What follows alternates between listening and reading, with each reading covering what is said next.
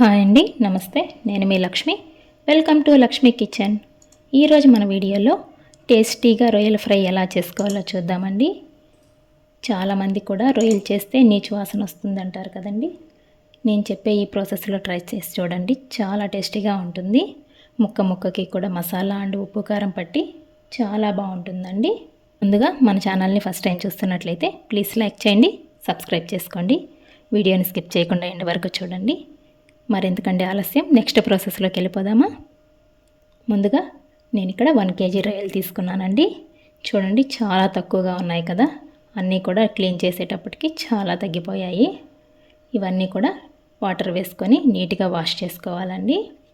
ఆ వాటర్ అంతా కూడా ఏమీ లేకుండా గట్టిగా పిండేసుకోవాలి. ఇప్పుడు స్టవ్ ఆన్ చేసుకొని పెట్టుకుంటున్నానండి. నెక్స్ట్ ఇందులోకి మన టేస్ట్కి తగ్గ సాల్ట్ వేసుకుందాం. నెక్స్ట్ 1/2 టేబుల్ స్పూన్ పసుపు వేసుకుంటున్నాను.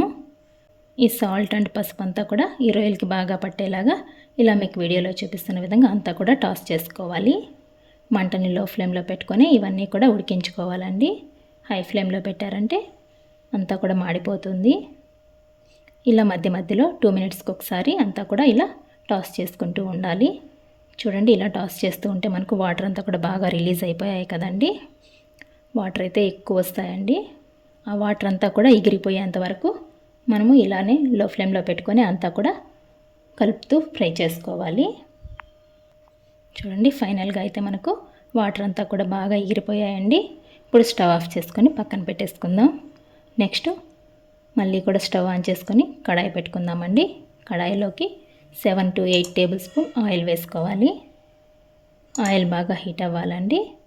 ఈ ఆయిల్ అంతా కూడా బాగా హీట్ అయిన తర్వాత నెక్స్ట్ ఇందులోకి ఒక 4-5 లవంగాలు, ఒక 4 చెక్క వేసుకుంటున్నాను. ఇందులోకి పెద్ద సైజు ఆనియన్ ఒకటి ఇలా చిన్న ముక్కలుగా కట్ చేసి వేసుకుంటున్నానండి. ఆనియన్ అంతా కూడా లైట్ గోల్డ్ షేడ్ వచ్చేంత వరకు ఫ్రై చేసుకోవాలి. నెక్స్ట్ ఇందులోకి ఫ్రెష్గా దంచుకున్న అల్లం వెల్లుల్లి పేస్ట్ 1 టేబుల్ స్పూన్ వేసుకుంటున్నానండి. ఈ అల్లం వెల్లుల్లి పేస్ట్ అంతా కూడా పచ్చివాసన పోయేంత వరకు ఫ్రై చేసుకోవాలండి. నెక్స్ట్ ఇందులోకి కొద్దిగా కరివేపాకు వేసుకుంటున్నాను. అల్లం వెల్లుల్లి పేస్ట్ అంతా కూడా పచ్చివాసన అంతా పోయి బాగా ఫ్రై అయిపోయింది. నెక్స్ట్ ఇందులోకి స్మాల్ సైజ్ టమాటో ఒకటి చిన్న ముక్కలుగా కట్ చేసి వేసుకుంటున్నానండి. టమాటో అంతా కూడా కొద్దిగా మగ్గేంత వరకు ఫ్రై చేసుకుందాం. మరీ సాఫ్ట్గా అయితే మగ్గాల్సిన అవసరం లేదండి.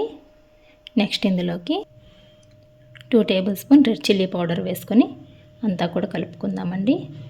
మనం ఆల్రెడీ రొయ్యల్లో ఉప్పు అండ్ పసుపు వేసేస్తున్నాం కదా, అందువల్ల మనం ఇక్కడ ఓన్లీ రెడ్ చిల్లీ పౌడర్ మాత్రమే వేసుకుంటున్నాం. ఇప్పుడు మనం పక్కన పెట్టుకున్న రొయ్యలన్నీ కూడా వేసేసుకుందామండి. చూడండి, కొద్దిగా కూడా వాటర్ లేదు కదండి, అన్నీ కూడా బాగా డ్రై అయిపోయాయి. ఇప్పుడు ఇలా అంతా కూడా ఒక 2 మినిట్స్ అయితే ఫ్రై చేసుకోవాలి. నెక్స్ట్ ఇందులోకి 1.5 టేబుల్ స్పూన్ ధనియా పౌడర్ వేసుకొని అంతా కూడా కలుపుకుందామండి. ఇలా బాగా ఒక 5 నిమిషాలు ఫ్రై చేసుకోవాలి. ఇలా అంతా కూడా ఒక 5 నిమిషాలు ఈ మసాలాలోనే బాగా ఫ్రై చేసుకోవాలండి. నెక్స్ట్ ఇందులోకి కొద్దిగా వాటర్ వేసుకుందాం.